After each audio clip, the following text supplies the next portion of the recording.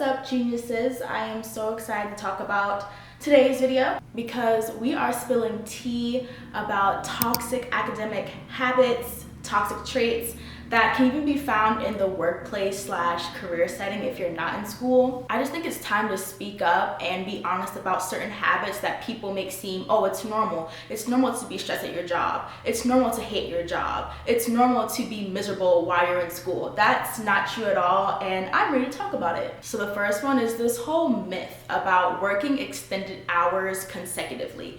Like, it's normal to be burnt out. It's normal for you to work more than 9 hours a day at your job. You should be working 12. Like, WTF? Raise your hand if you have ever pulled an all-nighter and had a dream about your work. Me too. Yeah, me too. If you absolutely have to work more than your usual hours, whether it be 7, 9, or maybe even 11 hours, if you have to work more hours, then do you, boo. But I do not believe in working extended hours consecutively every day or every week even. Let's be honest, burnout is not healthy and it's just not a cute look.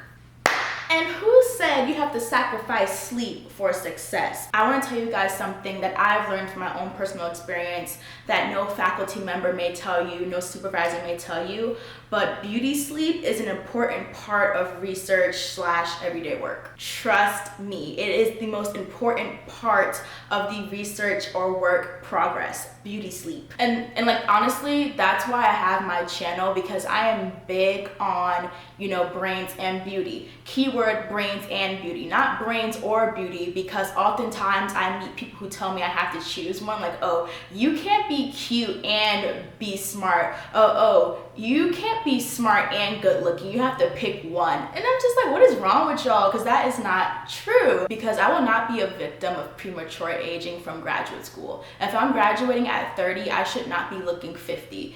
Like, I'm just not here for it. But to be honest, there's a couple of things that I had to realize to not let myself get to that point of being overworked or overextended. And the second part of this, things that I'm leaving behind in 2023 as a Ph.D. student in academia, is saying yes to everything. Say yes less. I like that. Say yes less. I learned to say yes less often. Like, if it's not a heck yes, oh yeah, I'm in there, then it's a hard no for me. My presence is not needed at every single event that I am invited to, that I am offered. It's just not. Because as a PhD student, or as somebody who is in their career, the free time that you have should be poured back into yourself. So here's another thing too.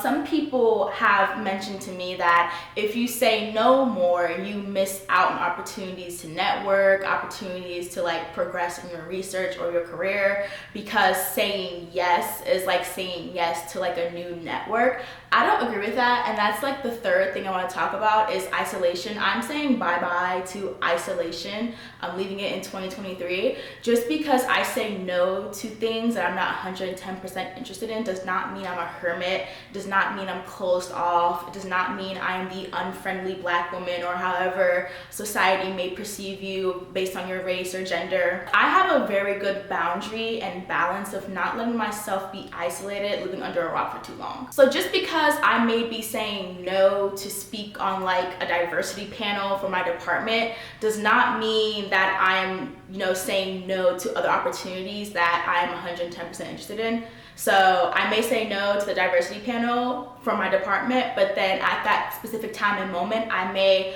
a couple of days later say yes to something completely different. That's for an event in my community. So I'm doing things that I'm interested in, and I'm making time to network with people without isolating myself or being overworked. And mind you guys, this took years for me to get a good grip on this type of discipline. But transparent moment, something that I am struggling to leave behind in 2023, I'm working so hard on this, but it is, a little bit harder than I anticipated, is assimilation pressure.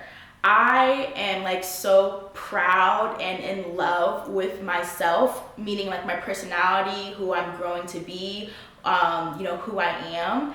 And being a minority in academia sometimes means that there are certain people that expect you to blend in with them, to act like them, to sound like them, to walk like them, to talk like them, And I'm not trying to beat my own drum.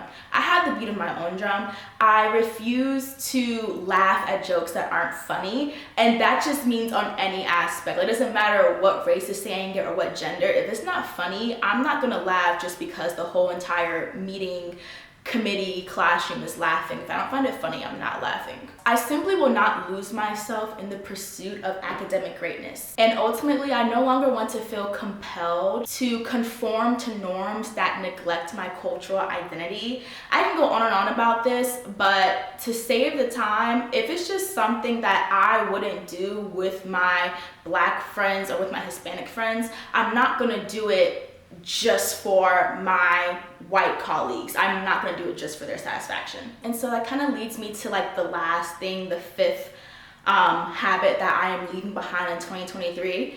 But you can be yourself despite your race, despite your cultural background, despite your gender.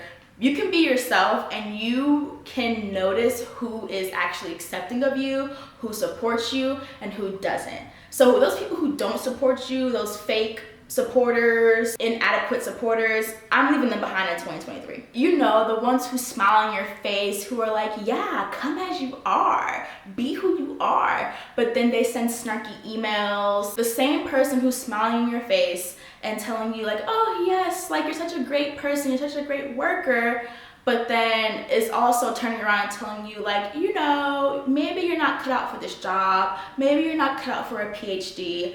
Those are snakes. You're a snake. Or they're gaslighting you when you are with them one-on-one. You know, those snakes, I'm leaving them behind in 2023. And there's actually an article that I read that I will leave in my description box for you guys, whether you are in academia or the workplace, that talks about snakes during your thesis defense, which is just like your final presentation about your work. And snakes are referring to certain people in academia, which can also be applied to the workforce setting, certain people in academia or in your workplace setting that are there to bite.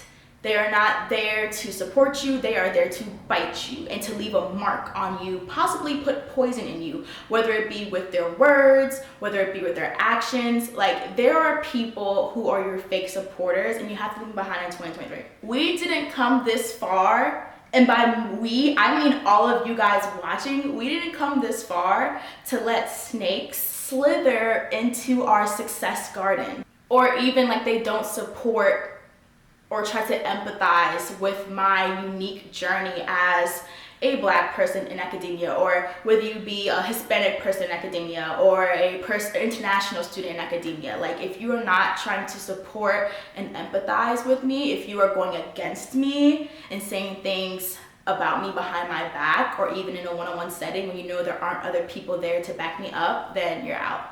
I'm leaving you behind. So let's just leave all these traits behind in 2023. And I encourage all of us to pave a supportive, inclusive, vibrant path for ourselves. You know, I just want to close out this video with one of my favorite quotes. When a flower isn't blooming, you don't change the flower, you change the environment. And sometimes that is the case. You know, you don't just rip up a flower when it's not blooming, when it's struggling. You might have to change the soil, change the water, change whether it's in the shade or in the sun. You change the environment for the flower. So anything that you feel is toxic to you in your academic journey or in your workplace, leave it behind. Say bye, bye, bye, like NSYNC. I love NSYNC. I'm gonna go see Justin Timberlake in October. Anyway, it's a topic for a different day. We are leaving all negative things behind in 2023. But if you guys are leaving anything behind in the past year that I didn't touch on, make sure to comment it in the description box. I'd love to hear of some, you know, toxic habits or traits or people that you are leaving behind. But that's it, and I'll see you guys in the next video. Bye.